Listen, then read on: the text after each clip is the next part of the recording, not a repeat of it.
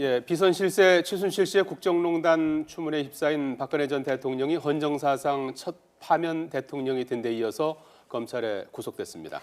박 전 대통령은 노태우, 전두환 전 대통령에 이어서 검찰에 구속된 세 번째 전직 대통령으로 역사에 불명예스러운 기록을 남기게 됐습니다. 네, 서정옥 변호사와 함께 좀 더 짚어보겠습니다. 안녕하십니까? 예, 안녕하세요. 예, 박근혜 전 대통령이 오늘 새벽에 영장이 발부가 돼서 이제 구속까지 되지 않았습니까? 영장 청구에서 구속 수감되기까지 어떻습니까? 뭐 전직 대통령으로서 어떤 통상적인 절차하고 좀 다른 점들이 있었습니까? 제가 보기에 그 일반인하고 완전히 똑같은 절차고요. 예. 그리고 이 영장실질심사의 구속은 처음입니다. 왜냐하면 이게 전두환 노태우 대통령 예. 영장실질 안 했고 예. 이게 97년에 도입됐잖아요. 예. 제가 보기에 그 일반인과 절차는 완전히 동일하고 다만 이게 대기 장소 있잖아요. 예. 대기 장소가 이제 일반인들은 뭐 서초경찰유지상 예. 또 이게 옛날 특검은 서울구치소. 예. 근데 이번에는 약간 예우를 해서 검찰청 10청, 천이호 이게 좀 다른 점, 그 외에는 다 똑같습니다. 예. 예. 박근혜 전 대통령이 새벽에 구속이 됐는데 어떤 점이 결정적으로 작용했다고 보십니까? 결국 이제 그 영장에 적시된 것처럼 예. 주요 혐의가 소명된다. 예. 여기서 중요한 게 주요 혐의입니다. 뭐냐면 이게 혐의가 13개거든요. 그중에 가장 중요한 게 뇌물입니다. 따라서 이게 뇌물죄 혐의가 소명됐다. 예. 이게 첫째 이유고요. 예. 그다음에 두 번째는 도주 우려는 판시 안 했어요. 예. 바로 이게 증거인멸에 우려가 있다. 이거는 제가 추측컨대 대통령이 이제 범죄를 다 부인하니까 예. 증거인멸이 있고요. 또는 이게 옛날에 차명폰, 또는 이게 청와대 압수수색 거부, 또는 이게 그 우리 허위 진술 옛날에 뭐 교사 부분, 예. 그다음에 가장 중요한 게 남아 있는 재벌 수사, 예를 들어 SK, LG, 롯데 예. 이런 부분에 이게 말을 맞출 수 있기 때문에 그래서 이게 증거인멸 우려가 있는 걸로 예. 판단했습니다. 지금 속보가 하나 들어왔습니다. 박근혜 전 대통령이 이제 독방은 독방인데 어디에 수용이 돼 있는가 이게 이제 궁금한 부분이었는데 3.2평짜리 독방에 수용됐다는 속보가 들어와 있습니다. 이게 저 1.9평 독방이냐 또는 뭐 6명이 같이 쓰는 독방이냐 이제 이게 이제 논란이 있었는데요. 그렇죠. 제가 봐도 이게 저는 1.9평 독방은 좀 어렵다고 본 게 예. 예를 들어 이게 전두환 노태우 대통령 때 사례가 있습니다. 예. 그것도 이게 방을 좀 개조해서 약간 특수하게 만들었고 예. 제가 이게 또 법무부 좀 알아보니까 이게 뭐 경호 예우는 아니지만 안전 문제가 있어요. 예. 예를 들어 이게 독방이 일반 홍거실과 붙어 있거든요. 예. 따라서 이게 그러면 이게 운동 시간 30분에 나가서 마주치다 보면 계속 이게 경호할 수 있는 안전 우려가 있잖아요. 예. 따라서 뭔가 별도의 공간을 만든다 이런 이야기 제가 들었는데 따라서 이게 방을 아마 개조한 게 아닌가. 예. 공간도 이게 좀 분리해야 되거든 일반하고 예. 그렇게 보입니다. 구치소 안에서도 경호가 이루어집니까? 경호가 아니고 안전사고 날 수 있잖아요. 일반인하고 이게 운동시간 섞여버리면 예. 어떤 이게 사고가 위해가 생길지 모르기 때문에 예, 예. 뭔가 이게 분리는 필요한 거죠. 그렇군요.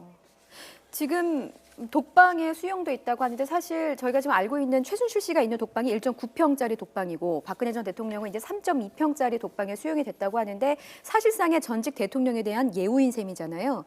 그런데 그렇죠. 예, 다른 수용자하고의 이 독방 좀 넓은 크기의 독방 말고는 다른 수용자와의 큰 차이는 없다고 보면 되겠습니까? 그쪽에 뭐 다른 수용자와 다른 건 없는데 방이 평수가 좀 넓은 게 예. 아까도 말한 것처럼 이게 그 기존 1.9평 독방은 홍거하고 이게 지금 붙어 있어요. 예. 그래서 이게 분리가 안 되기 때문에 어차피 이게 별도 공간을 만들어야 되고 예. 그러다 보니까 이게 약간 뭐 크게 한 거는 뭐 예우를 할 수 있지만 그 정도는 제가 보면 수용 가능한 그런 예우가 아닌가 보입니다. 예.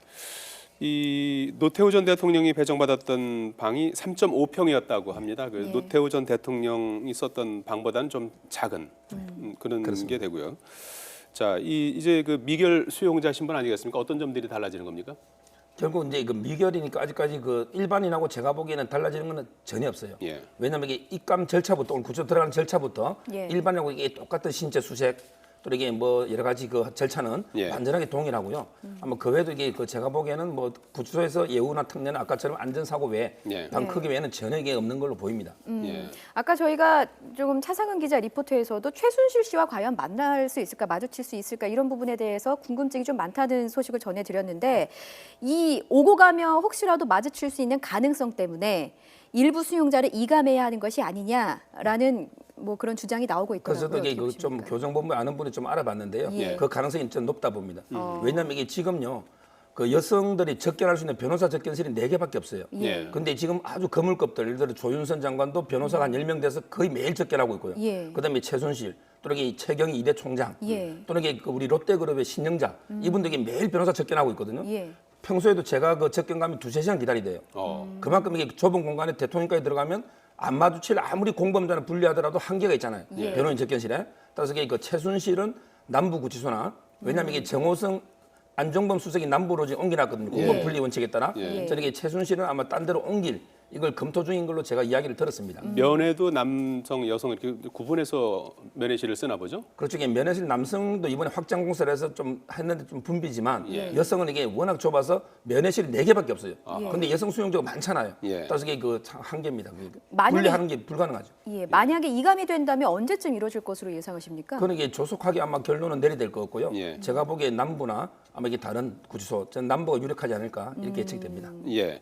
변호인 그 여성 수용된 그 여성 같은 경우에는 상당히 좀 여러 가지 혼잡이 있다고 하셨는데 면회 횟수라든지 이런 것들이 제한이 어떻게 되는 겁니까? 전액의 변호인은 제한이 없어요. 왜냐하면 이게 일반인은요 예. 하루에 한 번밖에 안 돼서 10분 정도 됩니다. 따라서 이게 그 일반인은 순서를 잘 정해야 돼요. 누가 1호로 올지도 궁금하고요. 예. 옛날에 이게 이재용 부회장이 구속됐을 때는 삼성그룹의 2인자 최지성 부회장 예. 그분이 이게 1호로 오고 그다음 서열에 따라서 쭉 이렇게 순서를 정해서 왔거든요. 예. 저는 이게 박 대통령 누가 1호로 올지 일반인 중에 그건 상당히 궁금하고 예. 근데 변호인은 아무 제한이 없어요. 지금 이게 최순실은 모든 사람이 접견이 금지되어 있지만 변호인은 금지를 못해요. 왜냐하면 이게 변호인의 접견권은 헌법에 있는 원칙이고 나머지 일반인은 형소법의 원칙이기 때문에 제한이 가능한 거예요. 그 시간도 제한이 없습니까? 변호인에게? 변호인에게 아무 제한이 없습니다. 시간도 없고 횟수도 제한이 없고 아무 제한이 없습니다. 예. 자, 박 전 대통령이 얼마나 구치소 생활을 하게 될지도 관심사인데요. 이 구치소 생활을 갖다 벗어나기 위한 법적 수단은 어떤 것들이 있습니까? 지금은 이게 그 두 가지가 있어요. 예. 기소를 하기 전에 있는 게 구속 적부심 제도. 예. 근데 이건 뭐냐면 어떤 영장 실질 심사할 때 판사가 발부한 영장이 적법하냐 부적법하냐 예. 이걸 이게 판사 3명이 이번 3명이 다시 한번 판단해보는 이게 구속 적부심인데요. 저는 이게 가능성은 거의 없다 봐요. 왜냐하면 이게 구속 적부심은 뭔가 이게 중대한 사정 변경이 있어야 돼요. 예. 예를 들어 이게 폭행을 해가 구속이 됐는데 합의를 했다. 예. 또는 이게 옛날에 간통으로 구속됐는데 치아가 됐다 고소가 이런 이게 사정 변경이 있을 때만 되고 그 외에는 거의 받아들이지 않고요. 그다음에 두 번째는 이제 기소를 하고 나면 예. 노는 게 보석 제도가 있습니다. 예. 근데 이것도 어려운 게요. 왜냐하면 이게 그 보석이라는 게 원칙은 장기 10년이 넘어버리면 예. 필요적 보석이 안 돼요. 어허. 이래서 근데 대통령 혐의는 뇌물이잖아요. 예. 뇌물은 이게 오히려 10년 이상이고 장기는 무기징역까지 가잖아요. 예. 따라서 이게 그 우리가 필요적으로 보석해주게 돼 있는 그의 예외입니다. 따라서 이게 저는 보석도 지금으로서는 어렵다.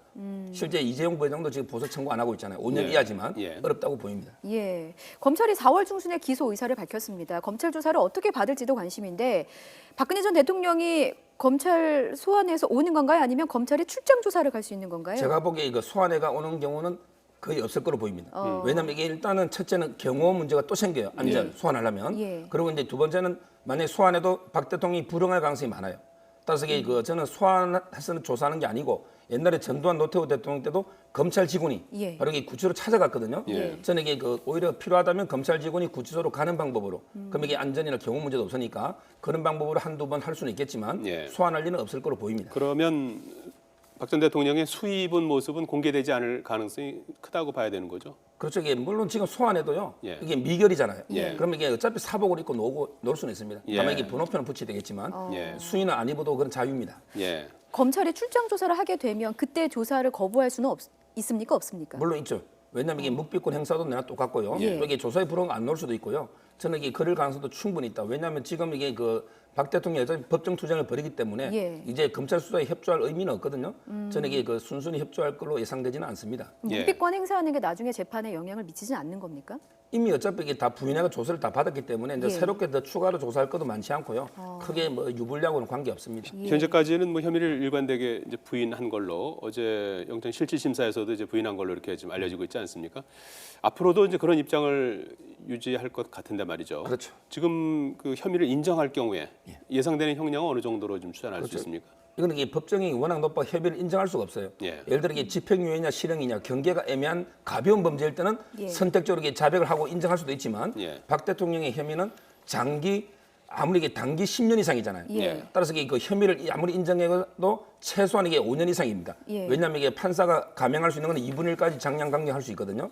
따라서 이게 그 제가 보기에 5년이 넘으면 집행유예는 어차피 안 돼요. 예. 집행유예는 이게 3년이 한계거든요. 예. 따라서 이게 저는 끝까지 법정에서 뇌물이 돼서 이게 그 유무죄를 다툴 걸로 이렇게 예상이 되고요. 물론 이게 그 자백에도 형량은 뭐 최저 5년이 넘기 때문에 아마 이게 양형 기준표에는 5억이 넘을 때는 7년 전후 돼 있거든요. 예. 따라서 이게 그 자백을 해도 한 7, 8년이고요. 예. 그리고 이게 부인하면 형량이 더 올라갈 수도 있습니다. 예, 예. 검찰이 언제쯤 기소할까요? 그거는 이제 법에요. 예. 원칙은 이게 10일 이내 기소하고요. 예. 그다음에 그 특별한 사정이 있으면 10일까지 연장합니다. 예. 20일인데 최대 20일. 그렇죠. 이게 예. 근데 시중에 좀 잘못 이게 오보가 난 게요. 예. 원래는 이게 날짜 계산할 때 구인영장 어제 왔잖아요. 예. 그럼 이게 구인영장 그 기간도 산입한다.